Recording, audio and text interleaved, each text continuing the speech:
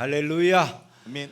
오늘은 종료주일이라고 우리가 알고 있는 그런 기독교의 특별한 절기 중에 하나입니다. 예수님이 예루살렘에 이제 십자가를 지시기 위해서 입성하시던 그 첫날이라고 말할 수 있는 날이 종료주일이죠. 당시의 모습으로 한번 들어가서 우리가 상상력을 동원해서 생각해 보면 예루살렘 성문 밖에서부터 큰 행렬이 줄을 이어서 오는데 사람들이 손과 손에 다 종려가지 같은 것을 들고서 막 소리를 지르는 거예요. 호산나 찬송하리로다 주의 이름으로 오시는 이여, 그러면서 막 사람들이 소리를 지르고, 어떤 사람들은 길가에서 종려나무 가지를 흔들고 있고, 어떤 사람들은 종려나무를 꺾다가 막 발 밑에다가 길가에다가 이제 깔아 놓습니다. 그리고 심지어 어떤 사람들은 자기네들의 겉옷도 벗어가지고 이제 그 나귀가 지나가는, 예수님이 나귀 타고 이제 예루살렘으로 들어가시니까 그 예수님이 타신 나귀가 지나가는 길에다가 자신들이 입고 있던 막 겉옷을 벗어서 깔아놓는 거예요. 이유가 뭐겠습니까, 여러분? 최고의 존중심을 표현하는 거죠. 내 겉옷을 갖다가 우리가 생각할 때 왕이라고 생각하는, 메시아라고 생각하는 이가 지나가는 길에서 그게 흙바닥 밟고 지나가지 말라고 겉옷을 막 깔아 놓을 정도로 그렇게 존중심을 표하면서 막 사람들이 소리를 지르는 거예요. 호산나 주의 이름으로 오시는 이여 찬송하리로다, 호산나 높은 곳에서 호산나, 이렇게 소리를 질렀다는 거예요. 막 온 성이 막 와글와글 하니까 그 와글와글한 성 안에서 이제 이게 왜 이런지를 모르는 사람들은 야, 저 사람 도대체 누군데 이 난리가 난 거야, 뭐 이렇게 할 정도로 요란한 일이 벌어지고 있었다는 거예요. 근데 문제는 뭐냐 하면은 이 군중들의 환호가 제대로 된 이해 속에서 나온 게 아니었다는 것이죠. 오해의 바탕을 두고 있는 외침들이었다는 거예요. 당시 군중들이 종려나무 가지를 흔들었던 것에는 의미가 있었어요. 그 의미는 다른 것이 아니라 그 당시 이스라엘 백성들 안에서 종려나무 가지를 막 누군가를 향해서 흔든다라고 하는 이것은 마카비 시대로부터 내려오는 하나의 민족적 전통이었는데, 마카비라고 하는 사람이 이스라엘을 한때 해방시키고 중간기라고 하는 그 시기예요. 중간기라고 하는, 성경에 나오지 않는 시기인데 이스라엘의 역사 속에서 중간기라고 하는 그 시기에 마카비라고 하는 사람에 의해서 예루살렘을 일시적으로 이스라엘이 차지하고 성전을 정화시킨 그런 일이 있었거든요.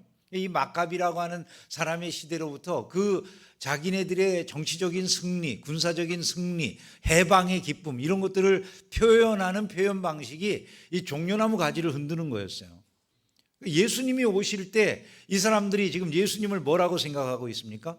메시아라고 생각을 하고 있는 거잖아요. 그들이 지금 예수님을 환호하면서 맞이하러 나온 상황 아니겠습니까? 그러니까 이 사람들이 우리가 기다렸던 메시아가 오시는데 이들의 생각 속에 지금 뭘 기대하고 있다는 것일까요? 옛날 마카비 시대와 같이 우리에게 해방을 줄 자가 오시는구나. 옛날 저 마카비 시대와 같이 우리에게 자유를 가져다 주실 그런 왕이 오시는구나, 이런 생각으로 그걸 흔들고 있다는 것이죠.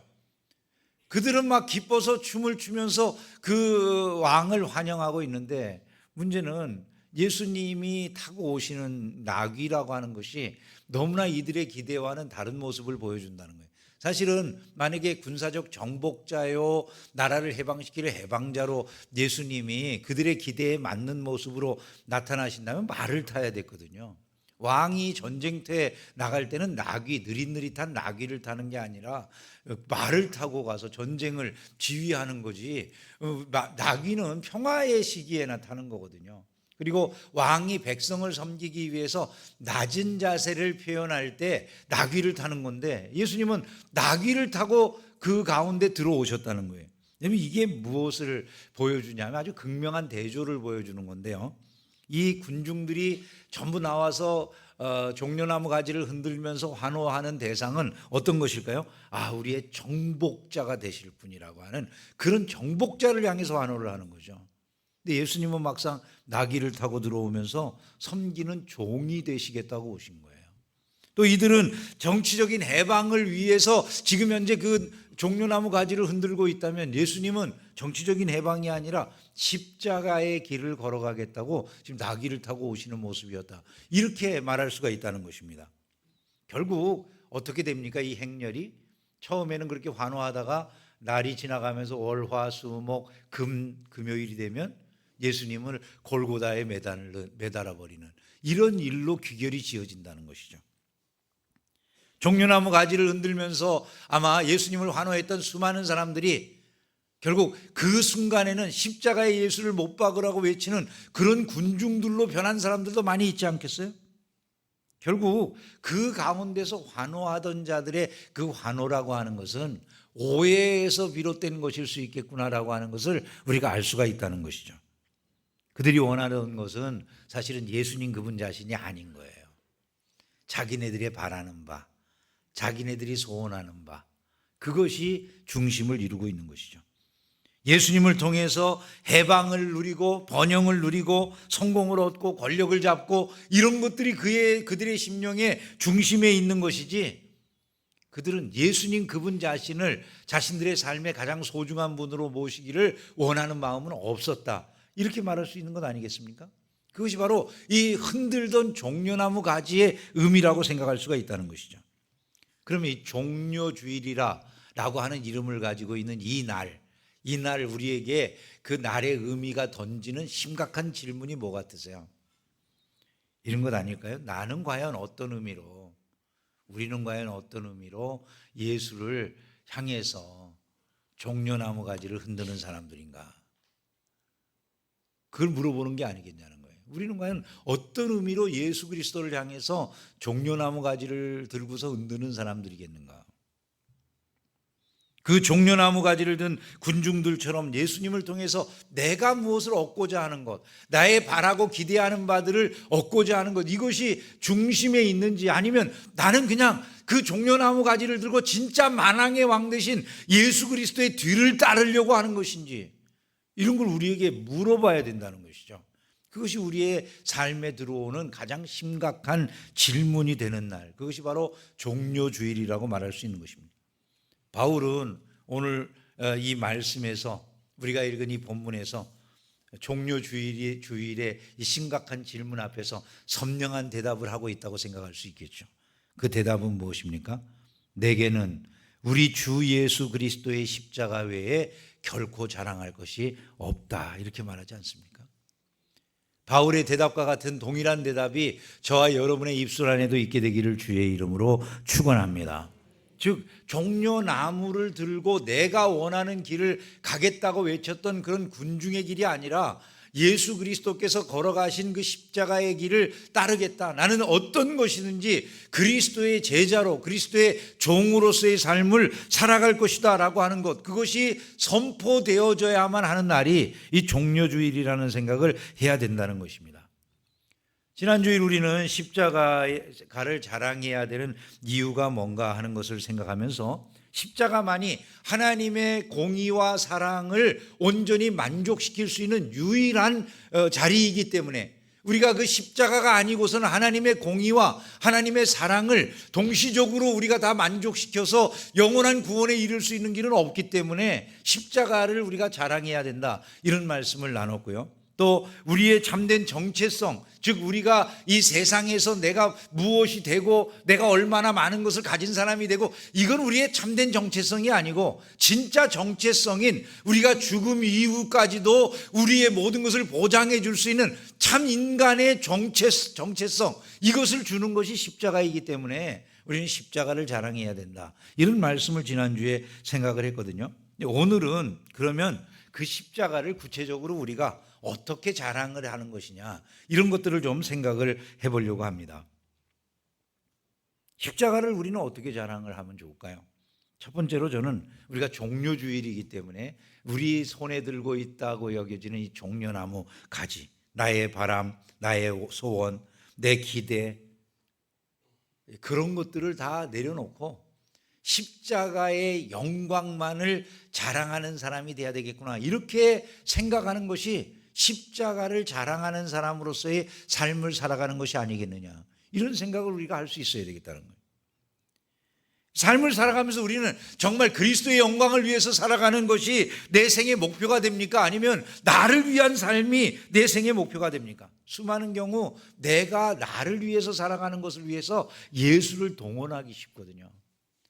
근데 거기에는 문제가 뭐냐면 진짜 신앙이 이어져 가기가 쉽지는 않다는 거예요. 마치 이 군중들이 순식간에 자기네들의 손에 들고 있던 그 종려나무 가지를 던져놓고 예수를 십자가에 매달으라고 손짓하는 그런 거친 군중으로 변할 수 있는 것처럼 우리의 삶도 만약에 예수 그리스도의 십자가를 따라가는 것, 그분의 영광을 추구하는 것이 우리에게 전적인 목표가 아니라고 한다면 어느 순간 우리가 돌변해서 우리의 삶이라는 게 그리스도를 원망하고 그리스도를 향해 거친 손을 저으면서 그분을 저주하는 이런 삶이 되는지 모르는 거라는 거죠. 우리의 손에 지금 진짜로 쥐고 있는 게 무엇입니까? 자기 건강에 대한 기대감, 번영에 대한 기대감, 이런 것일 수 있잖아요. 자녀의 성공에 대한 기대감이라든지 직장이나 사회에서 인정받는 것이라든지 교회 안에서도 심지어 신앙생활 해나가는 가운데서도 교회 생활을 뭐 어떤 계급이 올라가는 것처럼 생각하는 이런 경우들도 있을 수 있거든요. 직분을 얻는다든지 이래가지고 뭐 교회 안에서 사람들에게 인정받는 이런 것에 목표를 두는 사람들이 있을 수 있다는 거예요. 이것들이 다 개별적으로 보면 나쁜 게 아니에요. 건강을 추구한다든지 직장에서 인정을 받는다든지 이게 개별적으로 나쁜 것일 수 없죠. 그죠? 근데 문제는 이것들이 예수 그리스도보다 하나님보다 더 우위를 차지하게 되면 그게 다 우상이라는 거예요. 우상. 건강이 좋은 거지만 내가 건강 때문에 항상 주일에도 난 등산 가야 돼. 그래서 교회를 못 나와. 예배를 안 드려버려. 이런 그분에게 있어서는 삶에서 그 건강이 우상이라고 볼 수 있는 거죠. 그죠? 이걸 뭐 주일에도 골프 모임은 꼭 가야 돼. 그래서 옛날에 어느 분이 그러더라고요. 목사님이 휴가 갔는데 주일날 골프를 쳤대. 홀인원이 딱 되더라는 거예요. 그랬더니 옆에 있는 사람들이 저분 너무 오늘 그냥 기분 좋겠다고 그랬더니 옆에 계시던 분이 그러더랍니다. 저거는 하나님의 벌이에요. 그러더래요. 왜 그러냐 그러니까 아니 주일날 홀인원 된 거를 목사가 어디 가서 자랑하겠냐고.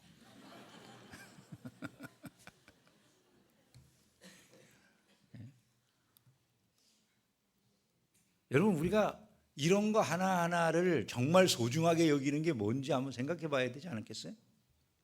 자녀가 귀한 선물이죠. 하나님이 주신 선물이고 기업이에요.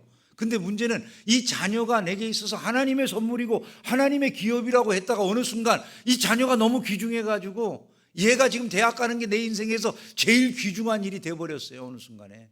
그래서 이 아이를 주일에도 교회 예배에도 못 보내. 우리가 정말로 소중히 여기는 가치가 무엇이냐는 거죠. 내 손에 들고 흔드는 그 종려나무 가지가 무엇이 되어 있는가를 생각해 보게 하는 것들이라는 것이죠. 종려나무 자체가 나쁜 게 아니잖아요. 근데 그것이 우상이 되니까 그 내 바람이나 소망이라고 하는 것, 그것들이 예수님보다 앞서는 것이 되니까 그것이 오히려 거친 주님을 반대하는, 주님을 십자가에 못 박게 하는 손길로 바뀔 수가 있더라는 거예요. 예수 그리스도의 십자가를 자랑하는 사람들은 이와 같은 길을 벗어나서 주님을 따르는 사람들인 줄로 믿습니다. 자기의 세상적인 욕망, 기대, 바람 이런 것들은 다 예수님의 십자가 밑에서 보면 그냥 배설물 같이 낮은 것들에 불과하게 여기는 거예요. 여러분들이 잘 아시는 패러데이, 마이클 패러데이라고 하는 분이 있으시잖아요. 19세기 전자기학의 아버지라고 불리우는 분, 이분을 통해서 모든 전기 분해 법칙이라든지 전자기 유도 법칙이라든지 이런 것들이 다 발명이 됐어요. 이분은 그야말로 오늘날 우리가 누리는 이 모든 문명 세계의 기초를 다진 분이다라고 말해도 과언이 아닐 만큼 소중한 그런 분인데, 그래서 영국 왕실에서 이분에게 기사자기를 주겠다고 그래요. 기사자기를 주겠다고 그러고 또 영국 그 과학기술원, 과학 그 연구단체의 최고 과학자가 차지하게 되는 회장으로 이분을 모시겠다고 그렇게 이분에게 이제 제안을 했어요. 이분이 다 거절을 했어요. 아니 왕이 그렇게 귀중한 자리에 사람을 올려주겠다는데 이분이 거절한 이유는 너무나도 놀라운 거였어요. 그것은 그 왕이 주는 자기보다 내가 지금 주님을 섬기는 일이 더 중요하기 때문이라는 거예요. 이분은 그 당시 교회의 장로님이셨는데 자기가 장로로서 신자들을 신방하고 가난한 신자들을 신방하고 주일학교 아이들을 가르치면서 교회의 장로로 봉사하는 일이 내가 지금 이 사회에서 나에게 맡기려고 하는, 왕이 나에게 맡기려고 하는 그 일들보다 훨씬 중요하기 때문에 내가 그것들을 할 수 없다고 이분이 다 거절해 버렸어요. 여러분, 사람들이 보면 미쳤다고 안 하겠어요? 그죠? 근데 이분은 그렇게 살면서 이런 말을 남겼어요. 나는 평생에 많은 것들을 발명했지만 가장 위대한 발견은 예수 그리스도께서 나의 구주라는 사실입니다. 이렇게 말했어요. 우리의 고백은 무엇입니까, 여러분? 우리의 고백은, 이분이 임종을 하게 되었을 때 한 기자가 물었대요. 페로데이 선생님, 당신은 평생 무엇을 추구하며 사셨습니까? 돌아가시기 직전에 이분이 손가락으로 가르친 것은 성경이었다고 그럽니다. 성경. 당신은 무엇을 평생 추구하고 사셨습니까? 하나님의 말씀대로 살아가는 것. 여러분, 우리의 삶에서 정말 소중한 가치, 내가 내 바람, 내 원하는 소원이라고 하는 그 손에 든 종려나무 가지를 버릴 수 있겠습니까? 주님이 종려주일날 우리에게 그것을 물으실 거라는 거죠. 그리고 그렇게 할 수 있는 사람들이 바로 십자가를 자랑하며 살아가는 사람들인 줄을 믿으시기를 주의 이름으로 축원합니다. 어떤 것보다 인생의 소중한 것은 새로 지음을 받는 것이다. 바울이 그렇게 말하잖아요. 할례나 무할례가 아무것도 아니로되 오직 새로 지으심을 받는 것만이 중요하다. 그 새로 지으심을 받는 그 길은 다른 데 있지 않다는 거예요. 우리에게 있는 게 아니라, 우리의 노력에 있는 게 아니라 오직 하나님께서 십자가를 통해서 주시는 새로운 창조, 그 안에만 있다는 사실을 믿으시기를 주님의 이름으로 축원합니다. 두 번째로, 우리가 십자가를 자랑하면서 살아가는 삶을 산다는 것은요, 십자가로 그 세상의 무슨 유혹이라도 다 이겨낼 수 있는 삶을 살아가는 것. 그 십자가가 내게 너무나 중요하기 때문에 그 어떤 세상의 유혹도 나를 넘어뜨릴 수 없다, 이런 마음의 자세로 살아가는 게 십자가를 자랑하는 삶이라 이렇게 말할 수 있다는 거예요. 여러분, 한번 생각을 해보세요. 세상에서 자랑하도록 만드는 거, 세상에서 이 사람 승리한 사람이야, 이 사람 잘 나가는 사람이야, 최고의 사람이야, 이렇게 말해주는 것들이 주로 어떤 것들일 것 같으세요? 뭐 이런 거겠죠. 세상에서 더 많이 가지면 돼, 더 많이 가지면 돼, 더 높이 올라가면 돼, 더 유명해지면 돼, 이런 것들 아니겠어요? 세상에서 추구하는 것의 전부를 그냥 간단하게 요약하면 그런 거 아닐까요? 더 많이 가져, 더 높이 올라가, 더 인기를 많이 얻으면 되는 거야. 이게 세상에서 가르치는 그 전부라고 생각되는데, 문제는 그걸 얻으면 만족이 있을까요? 영생에 대한 확신이 그 속에서 생겨날까요? 그런 게 아니잖아요. 우리가 정말 자랑해야 될 게 십자가라고 한다면, 우리의 바라는 그 십자가의 길이라고 하는 게 우리에게 너무 소중하기 때문에 세상에 이런 것들을 내려놓을 수 있다. 그렇게 할 때 우리가 십자가를 가장 크게 자랑하는 것 아니겠습니까? 그것이 우리의 삶에 있느냐라고 하는 걸 물어봐야 된다는 거예요. 예수님은 세상에서 높아지는 것, 이런 것들을 중요하게 여기지 않으시고 아버지의 뜻대로 모든 게 되어지기를 원하셨잖아요. 십자가 위에서까지 내 뜻대로 마시옵고 아버지의 뜻대로 되기를 원하나이다. 우리의 삶에는 무엇이 있냐는 거예요. 우리의 삶에는 우리는 항상 드러나기를 원하고 남들이 알아주기를 원하잖아요. 그냥 자기 자신을 드러내지 못해가지고 그냥 안달난 사람들인 것처럼 그렇게 살아가요. SNS라든지 사람들 모이는 데서는 항상 드러나기를 원하는 그런 마음들을 가지기가 쉽잖아요. 근데 그런 것이 하나님이 원하시는 바냐, 이걸 물어보질 않아요. 십자가의 방정식은 다른 거거든요. 오히려 감추어지고 내 자신이 숨겨지는 가운데서 더 크게 드러나는 법, 이게 십자가의 방식이거든요. 이 주님이 우리에게 가르치는 것은 구제해도 오른손이 하는 것 왼손이 모르게 해라, 구제할 때 은밀하게 해라, 이러잖아요. 그러면서 뭐라고 말씀하셔요? 그거 안 보는 게 아니라는 거예요. 누가 보신다고요? 은밀한 데서 보시는 하나님이 계신다는 거예요. 믿습니까? 아멘도 안 하고. 여러분, 신자들이 실제로 그렇게 사는 사람들이 많이 있었잖아요. 우리들이 보면 참 본받을 만한 분들이 시대 속에 많이 있죠. 니콜라스 윈턴이라고 하는 사람도 그런 분 중에 하나인데, 이 니콜라스 윈턴이라고 하는 사람은 1938년 크리스마스 즈음에 체코슬로바키아에 갔다가 유대인 수용소에 있는 어린아이들의 모습을 봤어요.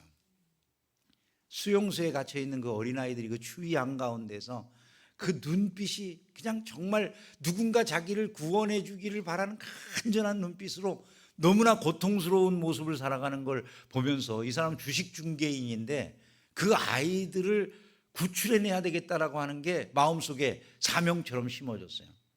그날부터 이 사람은 아무도 알지 못하게 자기 혼자서 순전하게, 누구에게 이것이 알려질까 봐 혼자서 한 아이 한 아이를 갖다가 이제 그 구출해내 가지고 입양할 가정을 마련해 주고, 그 가정에다 이 아이들을 보내 가지고 이제 살도록 그렇게 길을 열어주는 거예요. 구출해내 가지고 하나하나씩 자기 돈을 들여 가지고 하나하나씩. 이 사람이 그 나치의 치하에서 구출해낸 아이들의 수가 669명이래요. 근데 흥미로운 건 그것이 아니고요. 자, 1945년에 전쟁이 끝났잖아요. 2차 세계대전이 끝났잖아요. 근데 이분의 그 행한 그 669명이나 되는 그 어마어마한 아이들을 구출해낸 그 사건이 1988년까지도 알려지질 않은 거예요. 40년 이상을 알려지질 않았어요. 이분은 자기가 그렇게 구출해낸 아이들의 이름을 다 기록하고 신상명세를 기록한 그것을 세상에 알린 게 아니라 자기 다락방에다가 숨겨놓고 꽁꽁 그냥 묻어둔 거예요. 1988년이 됐어요. 그의 아내가 다락을 청소하다가 남편이 내비둔 이 그 자료들, 가죽으로 이렇게 거치되어 있는 그 아이들의 신상이 담긴 그 자료를 발견했어요. 그 아내가 그걸 보고서도 뭔지를 몰랐어요. 왜 이 많은 아이들의 이름이 여기에 있는지, 그 아이들의 신상이 거기에 있는지를 몰랐어요. 근데 그게 세상에 알려졌어요. BBC 방송국에서 이걸 방송을 했어요. 실제로 BBC 방송국에서 40년이 넘은 다음 일이잖아요. BBC 방송국에서 방송을 하는데 그 사람을 그 윈턴이라고 하는 분을 모셔다 놓고, 이 자리에는 당신이 구출해낸 아이들이 와 있습니다. 그때 당시 아이들이 와 있습니다. 한번 그 아이들이 이 자리에 얼마나 와 있는지 한번 물어볼까요? 그리고 이야기를 했어요. 그 방청석 사람들이 다 일어났어요. 여러분, 669명이 얼마나 많은 수인지를 여러분 생각을 해보세요. 우리 교회가 여기 앉아봐야 470석이거든요. 접이 의자 놓고 다 앉아봐야 한 최대한 앉아도 500명 앉기가 만만하지 않을 텐데, 669명이면은 얼마나 많은 수의 사람들이 와야지 되는지를 짐작을 하니, 이거보다 1.5배는 와 있어야 되는 거거든요. 그 많은 사람들이 그가 자기를 구출해 줬다고 일어나 서더라는 것이죠. 세상은 자기 업적을 자랑하느라고 난리가 나 있는데, 이분은 오히려 그 모든 것들을 감춰요. 왜 그가 그 다락방의 수첩 하나로 모든 것을 만족했을 것 같으세요? 다른 것이 아니라 내 선행은 사람들 앞에 드러내기 위한 게 아니라는 거예요. 이분은요, 하나님께서만 아시면 된다는 거예요. 자기는 그게 마땅히 해야 될 일이라고 생각했다는 것이죠. 이분은 2015년까지 살다가 돌아가셨어요. 여러분, 우리는 고람데오라고 하는 개혁주의 정신을 많이 이야기하잖아요. 하나님의 면전 앞에서 살아가는 것이 우리 인생이에요 라고 말을 합니다. 그러면 하나님 그분이 아십니다. 이것을 말하는 건데, 우리가 하나님 면전에서 살아간다고 하는 걸 늘 우리의 축복, 이것과만 연결시켜가지고 하나님이 내가 어려울 때 도와주실 거야, 하나님이 내가 힘들 때 곁에서 나를 이끌어 주실 거야, 이것만 생각을 하지, 실제 그분 앞에서 내가 아무리 작은 일을, 남들이 봐주지 않는 일을 내가 참고 인내하면서 기도했던 그 일들을 하나님 그분은 보실 거야 라고 생각은 못하는 경우들이 많지 않냐는 것이죠. 아니요, 그런 일들이 바로 그리스도인들이 행하는 일들이요, 세상을 이기는 그리스도인들의 모습임을 믿으시기를 주님의 이름으로 축원합니다. 내 이름 없이 이름을 내지 않고 드렸던 섬김들, 아무도 모르지만 내가 누군가를 중보했던 기도의 시간들, 뿐만 아니라 말 없이 내가 건넸던 위로들, 이런 것들이 어쩌면 하나님 나라에서는 우리의 이력서에 쓰여질 가장 중요한, 하나님 앞에 드러날 우리의 모습이 아닐까, 이런 걸 우리는 생각할 수 있어야 된다는 것입니다. 마지막으로 한 가지 더 말씀을 드리면, 우리가 정말 십자가를 자랑하면서 살아간다고 한다면 바울 사도처럼 이런 고백을 할 수 있는 삶을 살아가야 되지 않겠냐는 거예요. 내 몸에 예수의 흔적을 나는 지니고 있습니다. 이런 말을 하면서 살아가야 되지 않겠냐는 것이죠. 스티그마를 지니고 있다. 스티그마타라고 되어 있는데, 타 스티그마타 투 예수 앤 토 소마티라고 되어 있어요. 육체 안에, 소마티, 육체 안에 예수의 스티그마타, 이 흔적들을 가지고 있다. 스티그마는 단수고 스티그마타는 복수형이에요. 그 스티그마타라고 하는 많은 흔적들을 내가 가지고 있어요, 그런 표현이에요. 근데 여러분, 스티그마라고 하는 요것은 가지고 있는 의미가 한 3가지 정도 돼요. 3가지 의미가 되는데, 하나는 노예의 몸에다가 주인이 낙인을 찍는 거예요. 스티그마예요. 내 소유야, 이렇게 하는 거죠. 두 번째는 군인이 군번과 같은 의미로, 우리가 군인들이 전쟁터에 나가서 자기를 식별하게 하기 위해서 목에다가 군번을 차고 다니잖아요. 사람이 세상 떠나게 되면 군번만 딱 떼어가지고 가는 일이 있지 않습니까? 그러니까 그런 것처럼 군인의 몸에다가 이 사람 우리 군에 속한 사람이에요 하고 딱 이제 이 스티그마를 새기는 거예요. 또 한 가지는 뭐냐면, 종교적인 헌신자가 나는 어느 신에게 드려진 사람이에요, 이런 걸 표현할 때, 우리가 성도들 가운데 몸에다가, 자기 몸에다가 막 십자가 문신을 하거나 이런 사람들이 있지 않겠습니까? 혹시 우리 교인들 가운데도 몸에 그런 분들이 계시는지 모르겠어요. 근데 그런 거, 종교적인 헌신자들이 자기네들이 누구에게, 어떤 신에게 헌신되었다라고 하는 그런 의미로 새기는 게, 그게 스티그마예요. 바울이 내가 지금 예수의 스티그마를 가지고 있다라고 말을 했을 때, 그건 어떤 것일까요? 우선 표면적으로는 이런 거겠죠. 바울이 예수님을 위해서, 복음을 전하기 위해서 여행하다가 입은 많은 여행의 흔적들, 두드러 맞은 그런 매자국, 아니면 돌에 맞은 돌자국, 이런 것들이 있을 거 아니겠어요? 그 많은 상처 자국이나 또 고생의 자국, 자지도 못하고 먹지도 못해가지고 온몸에 새겨진 그런 그 고생의 흔적들, 이런 것들을 말한다고 볼 수가 있을 거예요. 그건 사람들이 보면 어떨 것 같으세요? 세상 사람들이 볼 때는 실패의 흔적, 고생의 흔적, 아무도 본받고 싶지 않은 그런 흔적이 아니겠습니까? 근데 바울의 입장에서는 그 흔적들이 뭐라고 지금 말하고 싶은 거겠어요? 이게 예수의 흔적이라 그러잖아요. 그게 무슨 말이 되겠습니까? 내가 지금까지 예수의 종으로 살아온, 그리스도의 군사로 살아온, 내가 그분을 나의 주로 섬겨온 그 삶의 모든 흔적이 이것들입니다. 그런 것 아니겠어요? 바울이 그러면서 이제 이후로는 아무도 나를 좀 괴롭게 하지 마세요, 이렇게 말을 했어요. 그 말은 이제 나는 더 이상 할 일이 없습니다. 나는 그냥 지칠 대로 지쳐서 이제 이후에 누가 나를 건드리는 것도 아주 힘들어요, 이런 이야기일 것 같으세요? 그게 아닌 거죠. 바울은 지금 그러는 거예요. 내가 지금 이렇게 그리스도의 종으로, 그리스도의 사람으로 이 자리까지 왔는데, 누가 감히 나에게 작은 시험으로 나에게 다가와가지고 나를 흔들어 놓을 수 있으리라고 생각하느냐? 그런 생각 꿈에도 하지 말아라, 이런 얘기 아니겠어요?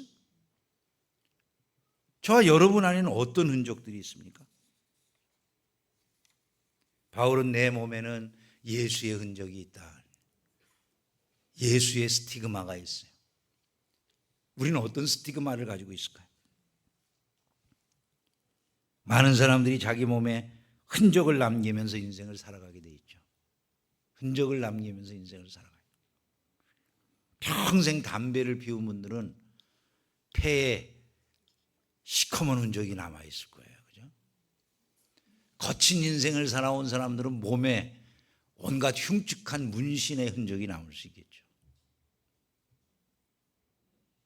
우리는 그리스도인으로서 어떤 흔적을 우리 몸에 남기고 살아갈까요?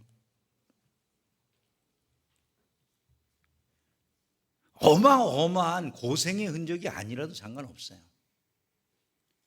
그리스도인으로서 삶을 살아가기 위해서 때로는 매일 새벽마다 내 가족을 위해서, 구원을 위해서 그렇게 안타깝게 눈물을 흘리면서 하도 무릎을 꿇고 기도해가지고 무릎이 아프다든지, 좋은 흔적이죠, 그죠? 남을 위해 봉사하고 그러다가 모욕당하고 여러 가지로 안 좋은 일들을 겪으면서 얻은 마음의 병이라든지, 그런 것도 하나의 흔적일 수 있는 거죠. 내가 직장 생활하다가 주의를 잘 성수하고 싶어서 좀 낮은 직장으로 옮겨서 내가 가지게 되었던 손해를 본 흔적 같은 거. 여러분, 우리는 어떤 흔적을 남기고 있습니까? 내가 그리스도의 흔적을 가지고 살아가려면요, 삶이 편안하기만 할 수가 없어요. 때로는 불편함도 있고 어려움도 있는 것이죠. 십자가를 지는데 무게가 없는 십자가가 있겠습니까? 많은 사람들이 예수 믿고 그냥 평생 편안했어요, 이게 자랑이라고 생각하지만 바울은 그렇게 생각을 안 하고요, 내 몸에 그리스도의 흔적을 지니고 있어요. 그걸 오히려 자랑스럽게 생각했어요. 우리는 십자가를 자랑으로 삼는 사람들이 되자는 이야기를 지금 나누고 있습니다. 그 사람들은 모든 걸 이길 수 있는 능력을 갖춰요. 바울의 고백이 그런 거예요. 내가 비천에 처할 줄도 알고 풍부에 처할 줄도 알아. 모든 일, 곧 배부름과 배고픔과 풍부와 궁핍에도 처할 줄 아는 일체의 비결을 배웠노라 그래요. 그를 흔들 수 있는 건 아무것도 없다는 고백과 같은 것이죠. 우리의 고백은 무엇입니까? 주님을 위해서 수고하다가 생긴 굳은 살이 있습니까? 이웃을 섬기는 가운데 내 몸에 새겨진 어떤 상처의 흔적이 있습니까? 복음을 전하다가 내가 감수했던 손해들은 있습니까? 그런 흔적들이 남는 삶에 이런 호칭이 자랑스럽지 않겠어요? 바로 이 사람이 그리스도의 제자입니다. 오늘 저와 여러분들이 그런 소리를 들을 수 있기를 진심으로 소망합니다. 말씀을 정리하겠습니다. 오늘 우리는 십자가를 마음의 자랑으로 품은 사람들의 삶이 어떤 것인지를 살펴보았어요. 종려나무 가지를 던져버리고 십자가의 영광을 붙드는 거죠. 자신을 드러내는 대신 주님을 드러내는, 세상을 이기는 그런 신앙생활을 하는 것이죠. 뿐만 아니라 일생에 예수의 흔적을 갖기 위해 끊임없이 내 몸에 예수의 그 흔적을, 예수 그리스도를 위해서 살아온 내 삶의 흔적들을 새겨놓는 그런 삶을 사는 거예요. 세 가지 단어로 정리할 수 있을 것 같아요. 버리는 거죠. 하나는 버림, 하나는 이김, 하나는 새김. 여러분, 이 단어들을 기억하세요. 주를 위한 삶, 십자가의 삶을 살아가셔서 여러분을 통하여 그리스도의 영광만 높이 드러나는 은혜가 있기를 주의 이름으로 축원합니다.